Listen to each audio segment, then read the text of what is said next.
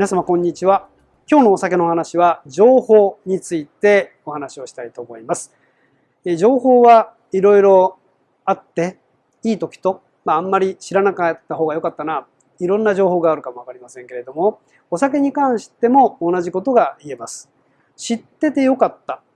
情報と、知らなくても別にいいのじゃないかという情報もあれば、知らない方が良かったという情報もひょっとしたらあるかもわかりませんね。でもここで言うところの良い情報というのはどういう情報かというと、よりそのお酒が一層美味しくなっていくというのは良い情報ではないでしょうか。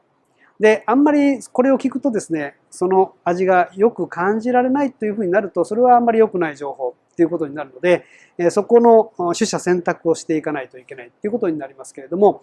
例えばお酒を作る技術、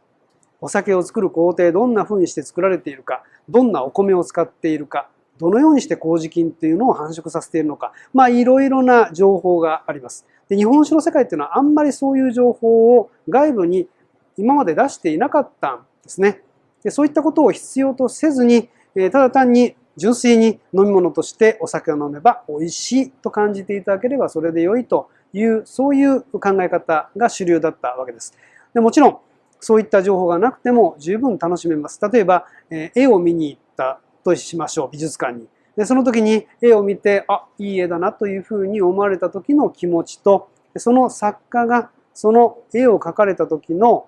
心境といいますか、置かれていた状況とか、そういった背景が分かってその絵を見るのとでは、見方が変わってきますよね。背後を知ることによって、より一層その作品に近く寄ることができるのであれば、その情報はあった方がいいということになるかもわかりません。それが例えば日本酒の場合であれば、どんな作り方をしているのかとか、どんなお米を使っているのかとか、どうしてこういうふうに作るとこんな果物みたいな香りが出るんだろうとか、そういった情報があれば、その情報をもとにそのお酒に対する気持ちが少し近づいていくというふうに考えることができますよね。そういった情報はいいと思うんですね。でも、例えば誰かがこう言ったというようなことを鵜呑みにしてしまって、その情報をもとにお酒を飲んで、このお酒はあんまり良くないなというふうに自分の判断ではなくて情報を元にした情報をフィルターにしてそのお酒を見るということが悪い方向に行ってしまうと、本来楽しめたはずのお酒が楽しめない